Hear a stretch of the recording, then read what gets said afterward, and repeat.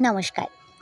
শুরু করছি প্রভাত কুমার মুখোপাধ্যায়ের বিবাহের বিজ্ঞাপনের দ্বিতীয় পরিচ্ছেদ।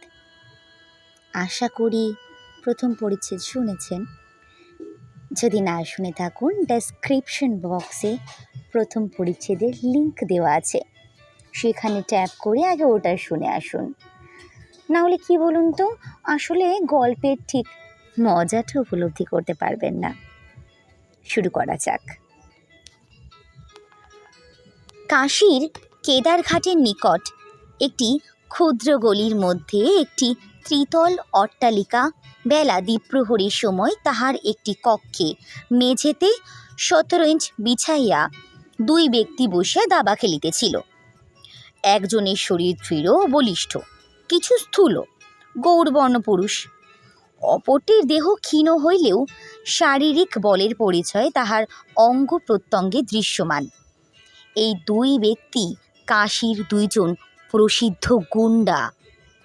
প্রথম বর্ণিত ব্যক্তির নাম মহাদেও মিশ্র, সে এই বাড়ির অধিকারী।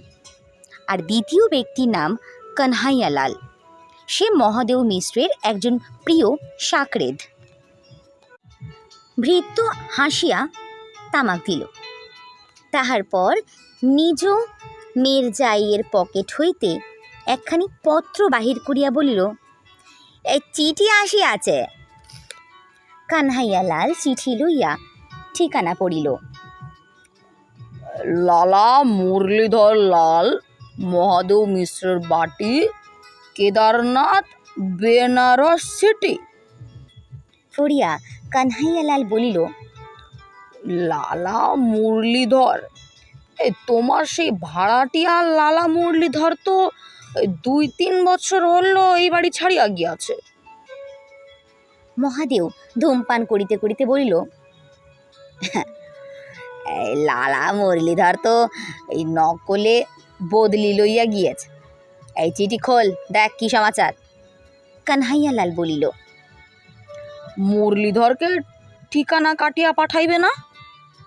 মহাদেও বলিল, আরে এই কি সমাচার সে তাকে দেখিতে হইবে, খোল পড়। কানহাইয়ালাল গুরুজির আদেশ মতো পত্র খুলিয়া পাঠ করিল। মহাশয়, সংবাদপত্রে আপনার কন্যার বিবাহের বিজ্ঞাপন পাঠ করিয়াছি। আমি একজন সদ্বংশীয় কায়স্থ যুবক। আমার বয়স 22 বৎসর মাত্র।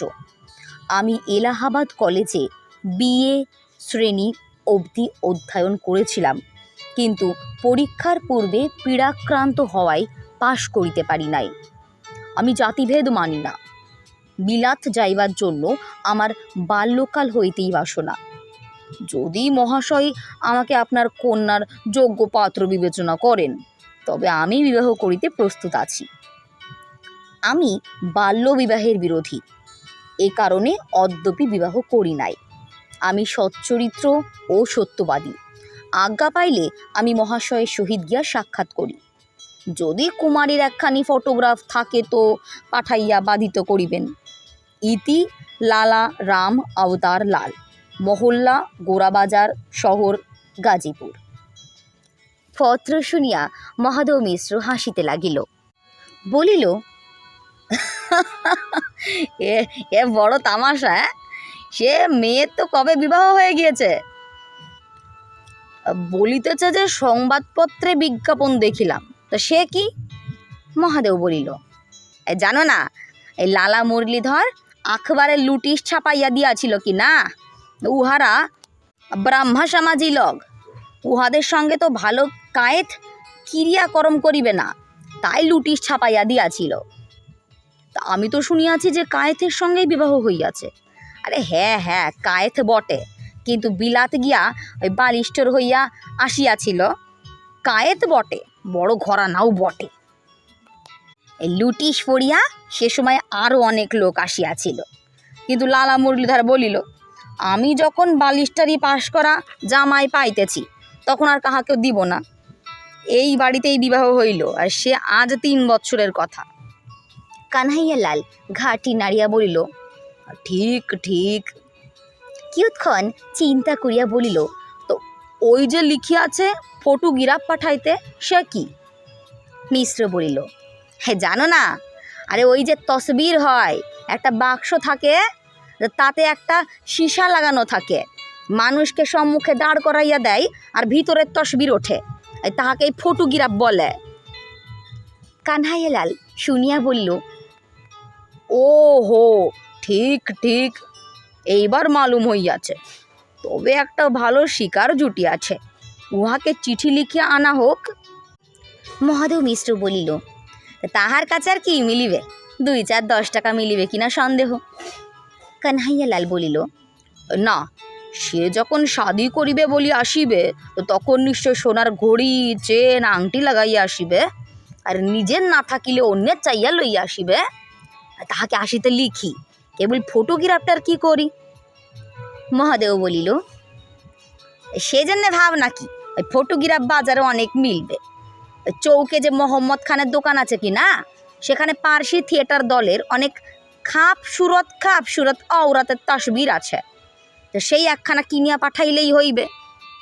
পরামর্শ তখনই স্থির হইয়া গেল। হঠাৎ স্থির হইল যে এ বাড়িতে আনা হইবে না, তাহা হইলে পরে পুলিশে সন্ধান পাইতে পারে। অন্য একটা বাড়ি সাজাইয়া সেইখানে লইয়া গিয়া কার্য সমাধা করিতে হইবে।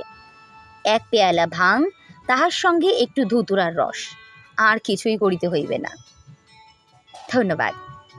শেষ করলাম প্রভাত কুমার মুখোপাধ্যায়ের বিবাহের বিজ্ঞাপনের 2য় পরিচ্ছেদ। সঙ্গে আমি ডলি মণ্ডল। আচ্ছা, যখন এই গল্পটা শুনছেন তারপর একটা লাইক দিচ্ছেন তো? আর যদি চ্যানেলটিকে এখনও সাবস্ক্রাইব না করে থাকেন, আমি অনুরোধ করছি, আমি এই প্ল্যাটফর্মে নতুন, আমাকে প্লিজ সাপোর্ট করুন এগিয়ে নিয়ে যাওয়ার জন্য, তাহলে আমি অনেক অনুপ্রেরণা পাব। ধন্যবাদ।